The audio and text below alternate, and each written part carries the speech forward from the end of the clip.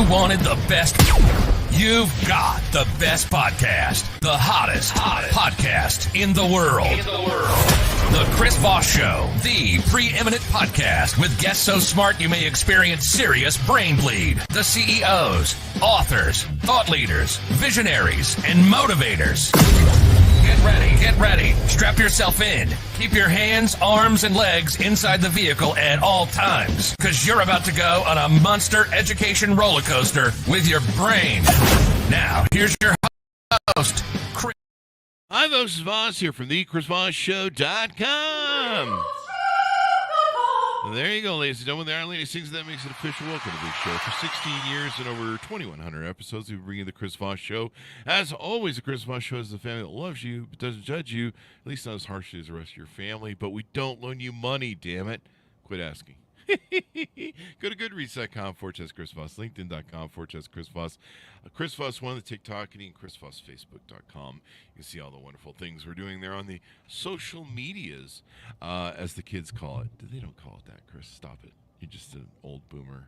Anyway, guys, we have an amazing young lady on the show. We're going to be talking to her about her stories, her insight, her journey, and her cathartic moments that she went through that you can learn from and realize you're not alone, and also inspire you. The book is entitled Alive and Angry, A Survivor's Story and Perspective on Solving Domestic Violence, out October 24th. 2024, coming out, just barely came out. There you go. Jennifer Hotai joins us on the show today. We're going to be talking to her about her experience, her life, her journey, and how you can learn from it. She is a lifelong artist, tech enthusiast, creative leader, and domestic violence survivor. She has experienced and endured many challenges through her creative career and personal struggles. She worked on game and film projects as a concept artist while working dead-end jobs before creating an advertising company in 2015. She created a creative company called Plover Animation in 2022 while escaping a life-threatening abusive relationship. She's now embarking on new opportunities, offering her leadership skills in tech and other industries. Welcome to the show, Jennifer. How are you? Doing great. Hey, y'all. Nice to meet everyone. I'm calling from Myrtle Beach, South Carolina. And this, by the way, my furry friend is Lily. She is my rescue pitty from the Humane Society and also my psychiatric service dog. People got to see the video on YouTube. On iTunes, they just hear the audio. But I can see it's Pitty, right? Oh, her name is Lily. And Lily, okay. Her breed is okay. a pitty mix. Mm-hmm. Oh, there you go. Pitbull. Yeah, I can see her face just on the arm behind you, sleeping in the chair with you. Boy, I'm glad my dog doesn't learn to sleep in my chair, because I would my dog's pretty big, and I'm pretty big, so. Yeah, they're just snuggle bugs, and this is her heaven right now. So yeah, I mean, it's giving me these peaceful vibes because it's dogs have the look on their face. So Jennifer, any .coms you want people to find out more about you on the interwebs? Yes, my company name is Plover Animation. You can find it at ploveranimation.com if you want to check out any of my work. But of course, for today's show, I'd love to talk about Alive and Angry. You can just check that out at Amazon.com and search in the search box there, Alive and Angry, and then it'll pull up there, and you can find all the information about me and about the book, its purpose, most importantly. Otherwise, look me up on LinkedIn, and then you can find out any of my professional background through all that all that creative background, etc., that Chris has mentioned earlier, and see if there's any possible potential for synergies you might see. Then I can definitely talk about working with you. There you go. So give us a 30,000 overview of what's inside your book.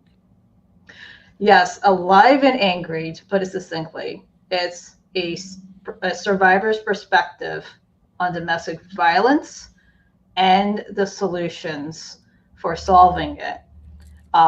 It is also a guidebook or survival handbook, which is very hard to come by for anyone in this situation, as I discovered the hard way. There's none other that I am aware of like it, with the most up-to-date, latest information and case studies from around the world. Mm-hmm. And there you go. And you just put it out, so it's got the latest data in it.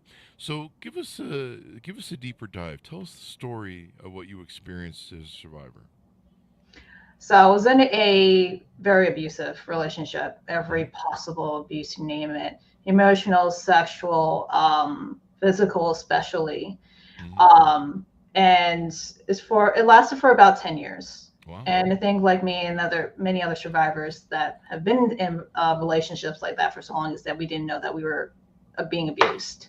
Hmm. Um, and then until the last year or so of me being with them, it got exceedingly worse. I'd gone through the cycle so many times, and eventually it broke down to the point where there was no happy moments. It was literally he was literally torturing me. Wow. And I go into that in great detail on how he did that to me, Mm-hmm. to the point where my mind broke. Mm-hmm. But I found a point, an opportunity to escape one Mm-hmm. night, um, 2 years ago in April 20th. Mm-hmm. And I was able to do that, call 911, get out, and then never see him again face to Mm-hmm. face until our court date a few months later, Mm-hmm. where I got a protective order for him. But if Mm-hmm. I had stayed in that situation a day or two any longer, I know for sure I would have been killed, because Wow. statistics are was that kind of abuse, especially those who have been strangled by their intimate partners, over Right. 700% chance of me being murdered Yeah. by my partner. So it's basically, I was going to get killed by him, and I knew it. And my instincts kicked in, realizing that I was in immediate danger. I was going to get Mm-hmm. murdered by this guy, and there's no way to avoid it other than unless I get out and escape and run really, really, really far, really fast. And that's what I did. Yeah.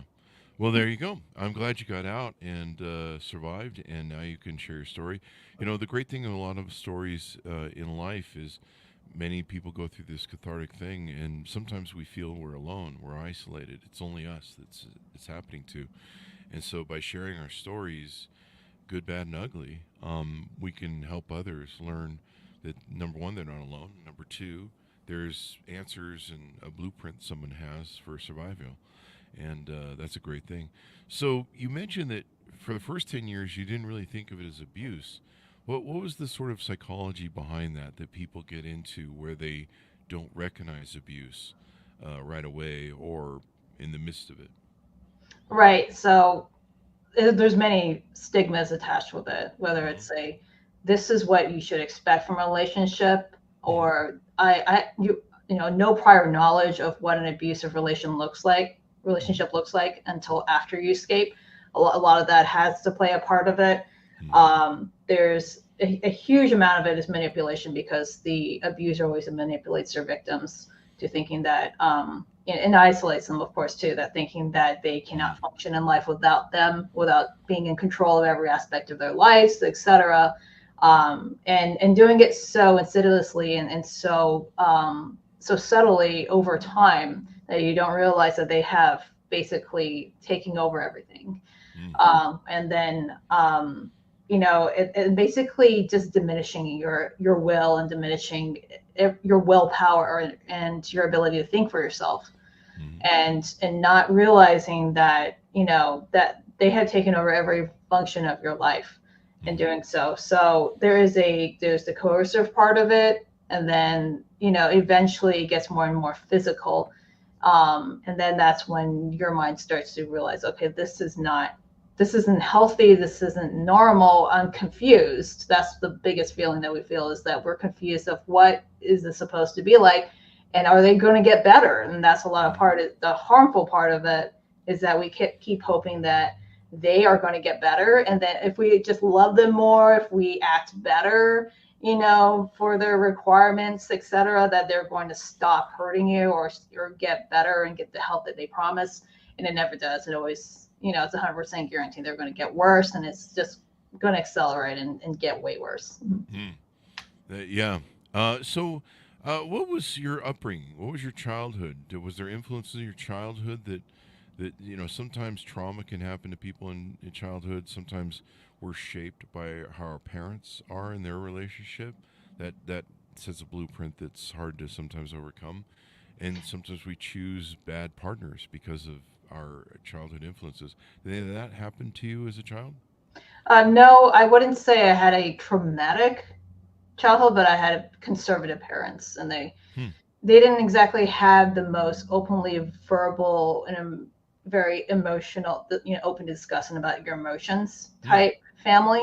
Hmm. So it's difficult to get feedback or understanding what, or get any kind of idea of what a relationship, or get, some tips, etc., of what it should be like to have a partner, Hmm. etc. And my parents come from that background, and it was a Christian upbringing. And I know that is a trope for many survivors, is a lot of them were Christian upbringing, brought up in a Christian household where basically the man has the final word, etc. And Hmm. and that kind of stuck with me, even though I was like an independent, free, you know, thinking person. I was still stuck in that training, in that mindset. Um, and then, looking back, I realized, okay, that's not really healthy. That's not a Hmm. relationship that I should have been in or open to. Yeah. And some people, and I found this with religion, sometimes in religious organizations, especially women, they're kind of thought to be, well, go be barefoot and pregnant. I'm not saying all religions do that, but I've been involved. I've seen a lot that do, and so a lot of them don't get developed because they kind of live in this isolated religious world that isn't in the real world per se.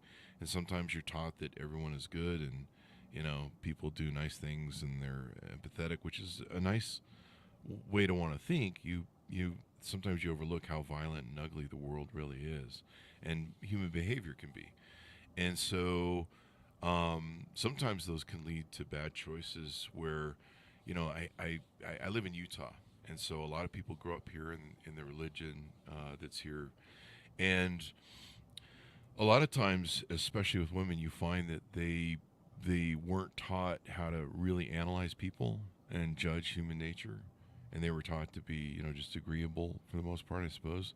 But also, they just weren't given the tools. And because Utah is kind of isolated, a lot of church sort of things are isolated. Um, they don't get exposure to a lot of experience that you would have in learning. Okay, this person has some bad behaviors. This person has some bad behaviors, and I see a lot of consistency in poor choices, in men being picked, partners being picked. I mean, it goes both ways. But I don't know if you have any thoughts on some of that, but sometimes that I see it as a continuum, and I'm 50 years old, seeing people that have done this for 40 years, where they pick bad partners, and a lot of it comes from just a naivete. What do you think about what I just said? Am I correct, or is there an influence there? Is there something people need to recognize?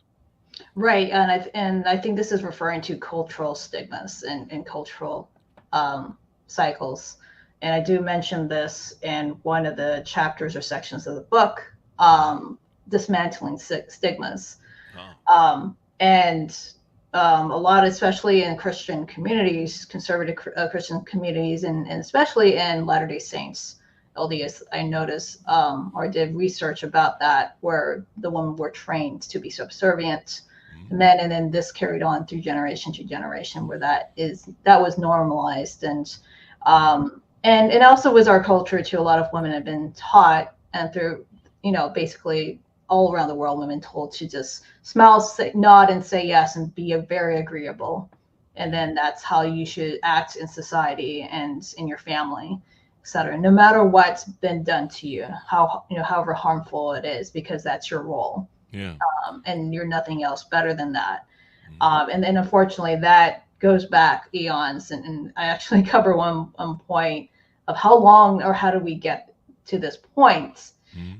And it is very ancient history. It's over 3,400 years Mm-hmm. of systemic abuse that was perpetrated through laws enacted by male lawmakers in Hmm. the past. And it goes all the way back to ancient civilization, where they specifically had laws where men were allowed to beat or kill their wives, Hmm. sometimes their children too, because they were considered their property. Mm-hmm. And this carried on, and similar rules, were enacted, different levels of severity, where the man was allowed to raise his hand against his wife, for various cultures, and even in U.S. history, that was allowed, up to the beginning of the 20th century. Yeah. That until the 1920s, it was the suffragettes era, was the women's rights.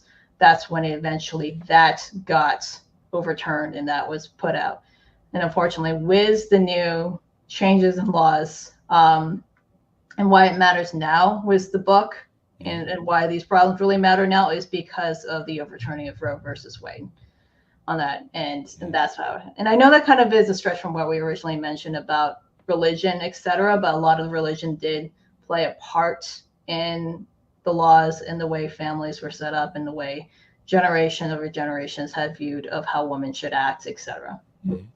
So when I'm thinking of somebody who might be in an experience and they're trying to think, am I, maybe they're questioning, am I in a domestic violence situation? Am I in a domestic situation where I'm being abused, or et cetera, et cetera? What was your awakening point? I think you mentioned up until the last year and a half, about a year and a half at the end, you kind of awoke and went, I'm being abused or whatever. What was your moment where you realized that, this had gone too far?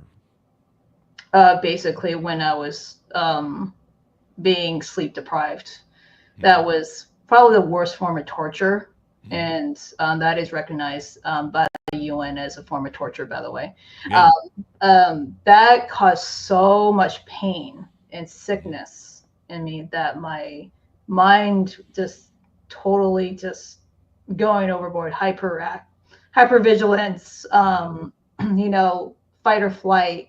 It just started putting things into gear in my Mm-hmm. brain. I think that was necessary to generate the right chemicals in my mind to start seeing things differently. So talk to us about what that's a little about. Can you flesh that story out just a little bit? So what was going on? What was happening? And I'm just thinking of other people that might be experiencing the same, that are listening, and they're wondering, is the same thing happening to me? Right. There's a lot of lists in there, and I did include it in the book of Hmm. identifying what abuse looks like. Okay, there you go. And I included in the second section defining abuse, and then at the very end, resources section. The most Hmm. important part is, identifying, how do you know if you're in an abusive relationship, and then Hmm. the characteristics of what an abuser does Hmm. on there. And Wow. then that includes basically what I've been through on there is everything from the mental, manipulation, the, diminishing the, you know, basically yelling, screaming, controlling everything that you're doing in the household, hitting, strangling you. Jeez. They can do things, spiritually too. I'm not a super religious person, but that also is included spiritual coercion, in there too. There's always the psychological impact and sleep deprivation, one form of torture, is being done. Basically, downplaying any of your requests and, being very condescending towards you is a big red flag, right there. Ignoring any of your needs, etc. There's a long list of, things that you should identify, early on, of what makes you feel uncomfortable, and then you should refer back to that list. And I want to find that particular list on my document, Hmm. um, of There you this go. book, because it's super important that Hmm. everyone understands these signs. Yeah. Yeah. Hey, because you need to be able to recognize, what's happening. You mentioned too. I'll stall a little here for you when you find the list. You Sure. mentioned too the isolation.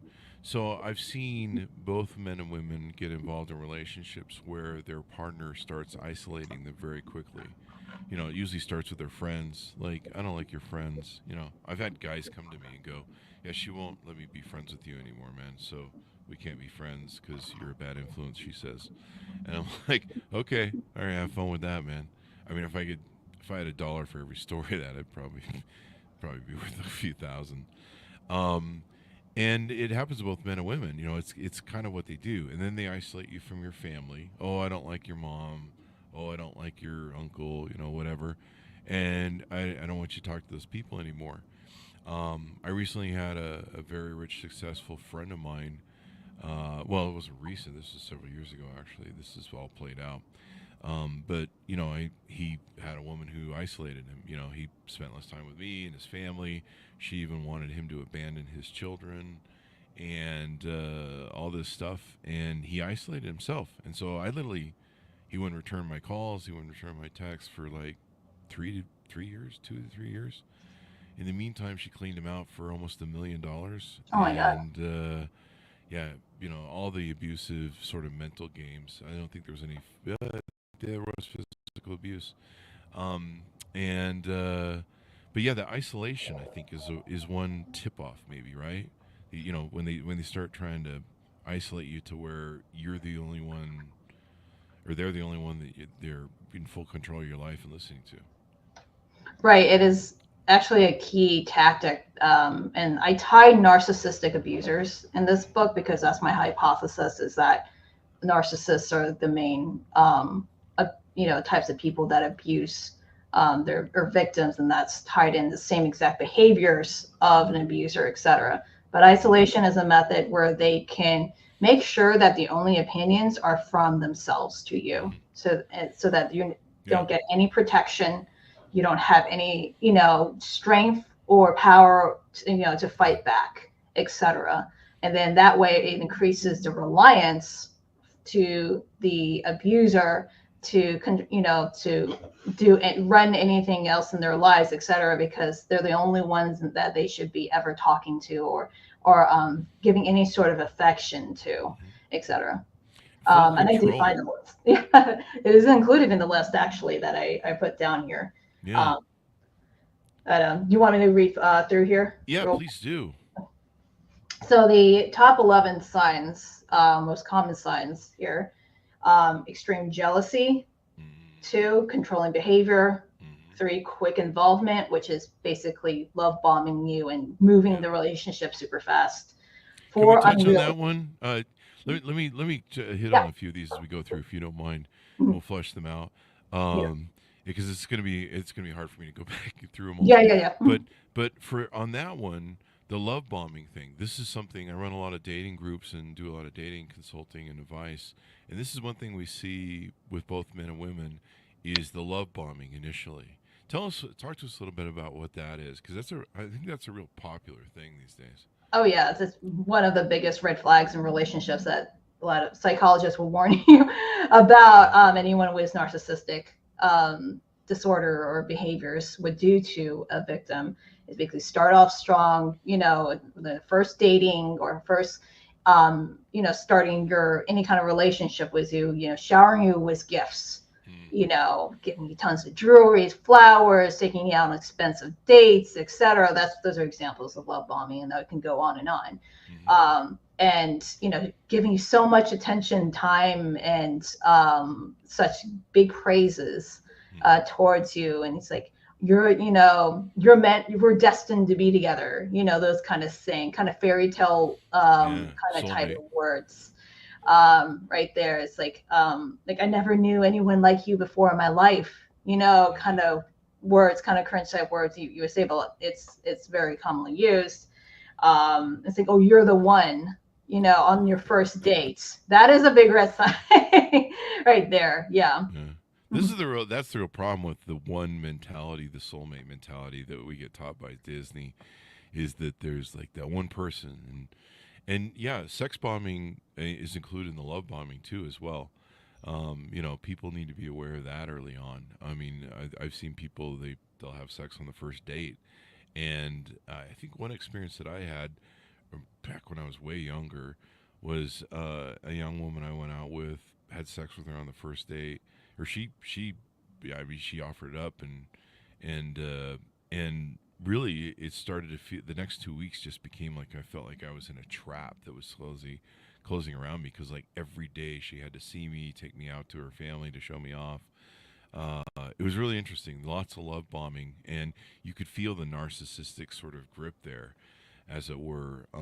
And man, after 2 weeks it was hard to get away from her. I had to go like no contact and almost fake my death She was like Yeah, that's the calling best way to incessantly get out. No texting. contact. Yeah, I mean Break the bond. and this was after 2 weeks. You'd think that we'd been married for like 5 years, the way the reaction was, but Yeah. it's kind of like they think they've got a bug in the hand and it gets away, and then they're really upset about it. And that's part of the control thing, I guess. If you please share with us the other ones on the Oh list. yes. And by the way, to all the listeners, if any woman in your life is saying, "Oh, head over heels over someone in the first date or first week," tell them to run far away and fast as possible. Uh, but the other things are unrealistic expectations, like Mhm. saying, "If you love me, then I'm all you need," and then that leads into isolation, of Mm. course, where you cut you off from your friends and family. Blaming others, they're not going to take responsibility, of course, for any of their actions. Mhm. Hypersensitivity, don't you dare try to have a debate with them or argument, because that'll blow up. Cruelty to animals or children.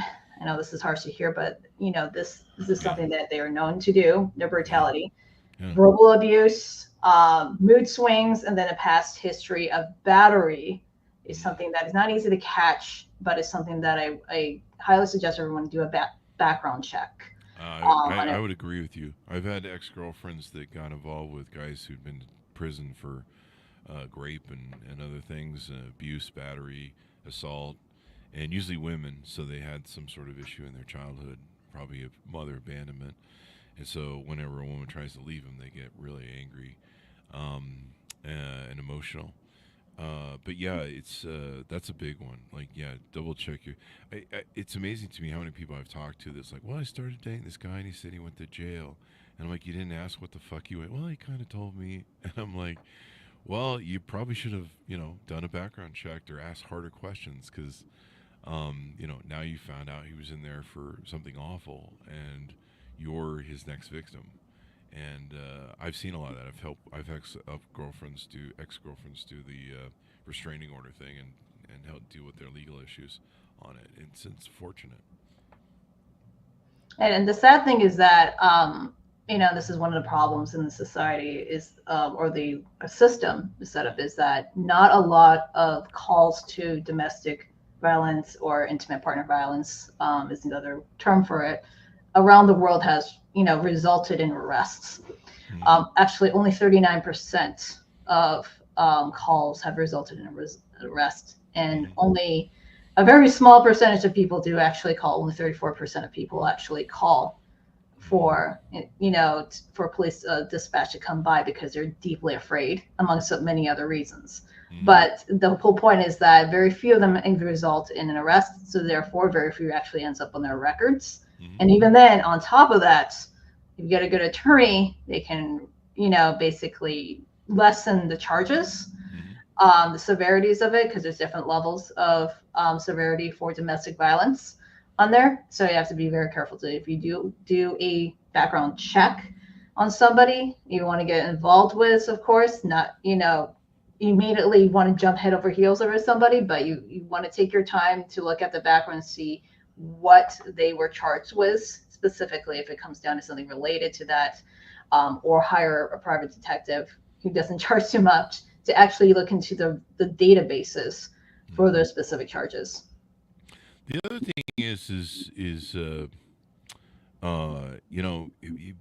really have to think about your choice and how you choose people. I mean, that really comes down to it, and so much of it is shaped from childhood, which makes a difference. Did we go through all 11 points then? Yes, we did. There you go. And what you mentioned something about how people maybe won't call for help. Did you ever, in your story, of course, in your book, of course, did you ever reach that point, or and when did you reach that point? Basically, after I escaped, I called the police, of course, are the first point of someone to help for. Then Mm-hmm. I called my sister and my brother. Mm-hmm. But I was really, it was easier for me to talk to my sister Mm-hmm. at that time. And she was able to kind of, you know, help me cope with that, and then told me to get an airplane ticket. On that phone call, which I include in the story, Mm-hmm. at the same exact time, I got a phone call from the police department here in Myrtle Beach, Mm-hmm. letting me know that my abuser got out of jail. Oh wow. So during that same time, I switched the phone line over to my sister, and she, as soon as she heard that, said, "Get out! Like get it, your line ticket." And I did that so fast, like I don't remember how fast I did that. And then I grabbed everything as fast as possible, and asked for a police dispatch to be at my house, and then I left. Because I knew if I stuck around, he would do what he promised to do, which was basically murder me in the worst way possible. So I was not going to stick around for that. But that was the most terrifying time in my life, was knowing that someone was getting out of jail, knowing what you did to put them in that position, and then telling you that they would do something to you if you do. So basically the fear of punishment like that is so high, and most people do not, and especially women, who had, financial, abuse, which in a lot of forms of abuse is removing all the forms of resources, credit cards, or money in the relationship. They would have no way of escaping. So they isolate you that way as well. Right. So unfortunately, a lot of married women, especially women with children, they would be trapped and unable to escape, and therefore they cannot call for help. Yeah. It basically is treated as a hostage situation, which I do compare in there. I even put a Venn diagram showing experiences. Here's the same differences between a hostage situation and a domestic violence case right here. And basically, it's mostly the same thing. The same situation right there, except the way the law enforcement treats them way more severe than compared to domestic violence abuser. So that is the sad truth of it. I also want to mention that there's another section in the book that includes popular cases of DV from around the world too. And these are very recent stories from this year to back in early the 90s with the Nicole Brown Simpson case, and how that shaped our society being able to handle DV cases. So it explains all the process and how that was handled through the police, and the stigmas that they went through, whether from being afraid to call, the way that their religion or culture treated them, et cetera, and what the society, if once they heard about it, if there was an outrage, and what changes in their laws has affected from each of these cases. There you go. So it includes solutions as well. So you've got a pitch deck that outlines actionable ways to combat domestic violence and survivor stories. So you give people the tools that they can use to combat domestic violence, and maybe not only recognize that they're in a situation, but how to get out of it. Right. The entrepreneurial part of me wanted to do something that was way different than any other book. And this is basically, just like on Shark Tank, you have a problem that you address, and you have the solutions on there. And so I go into great detail. Here are the main problems of society, starting from 1 in 3 women have experienced or going to experience DV in their lifetime, globally, et cetera. 1,300 women die annually in the U.S. alone from DV-related cases, and it goes on all these different reasons, to over $3 trillion that is spent by the U.S. alone on basically of the financial burden for survivors or victims of DV cases, just to appeal to people on all different levels. If they're not appealed by the stress and pain and the deaths, and there may be distressed by the economic burdens that causes the economy. And there, see what I did there. So, and then I went in down there explaining, okay, and here's why it matters. Like I mentioned, Roe versus Wade overturning it, that basically caused a 99% increase in reproductive coercion for victims, and then we'll be seeing a 33% increase in DV cases since COVID. Since the lockdown from the pandemic, that was like pouring gasoline on fire for all the new DV cases. You may know why, because of all being stuck together, isolated, and that really, really, really pumped things up for all the calls coming in. And then that leads into, here's a detailed list of different aspects, from improving our law enforcement to law reform, new laws being put in place. Here's the technology part. So I also include everything from implementing a global domestic abuser registry, which has been suggested by a U.S. lawmaker before, but has been ignored. But I really think that should be put into place. So it's like, like a sex offender registry, for domestic abusers. And we really need one. And then also going into here's how the system should be improved. Here's how we can improve that with AI, blockchain, et cetera, and include a chart and explaining with a mind map how the different systems will work in there. So that's my technology background going into here's how we can actually do, here's how the system will work.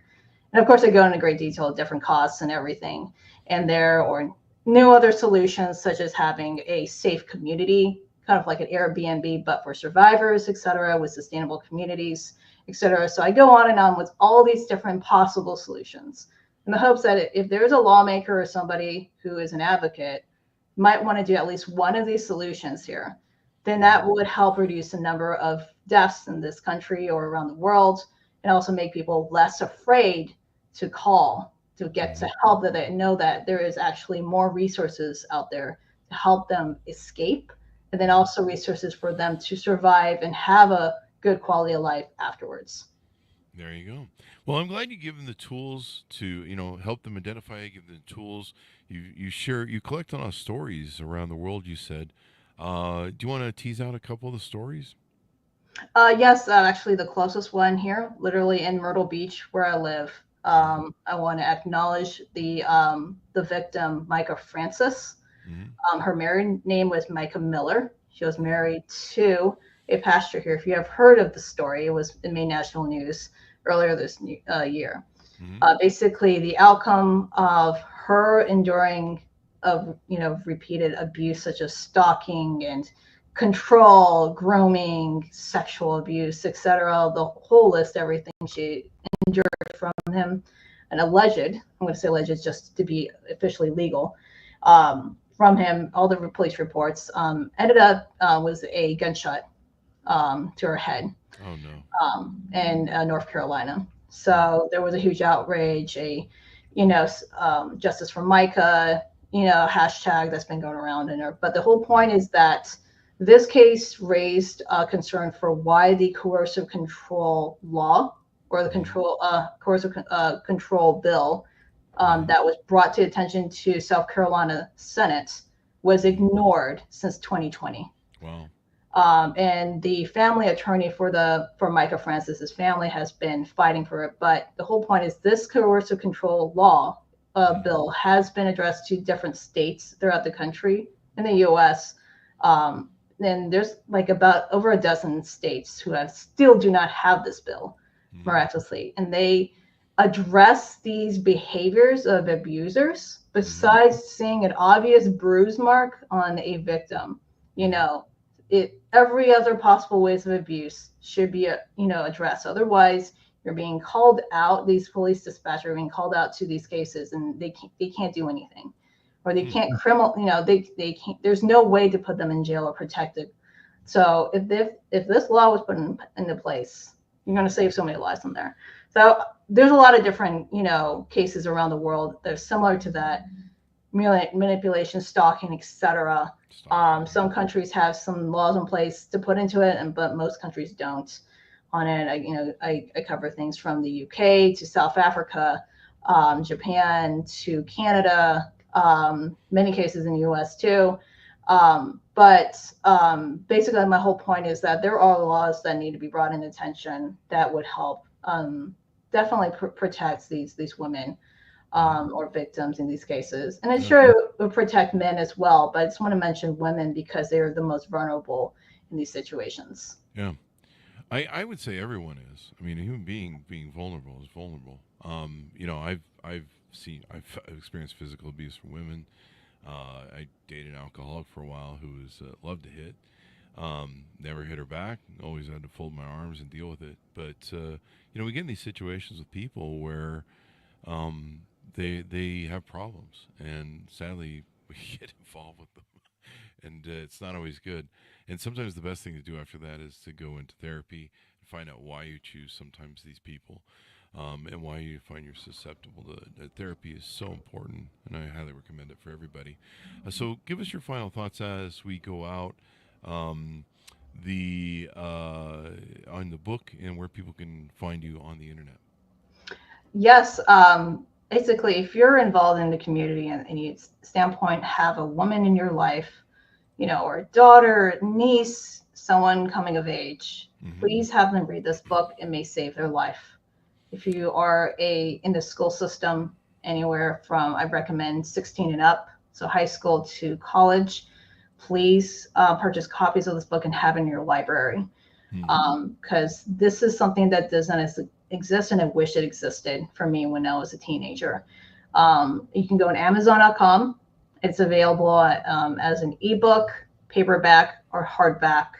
And please share it with at least one person that you know so that you can help raise awareness. There you go. Thank you very much for coming on the show, Jennifer. Really appreciate it. Thank you for sharing your story as well. Thank you so much for having me, Chris. Thank you. And thanks for audience for tuning in. Order up the book wherever fine books are sold. It's called Alive and Angry, a survivor's story and perspective on solving domestic violence. Let's all be good to each other, folks, as we always say in the show. Go to goodreads.com, Chris Voss, LinkedIn.com, Chris Voss, Chris Voss1, the TikTokity, and all those crazy places on the internet. Be good to each other. Stay safe, and we'll see you guys next time. And that should have us out. Yeah, definitely. There we are.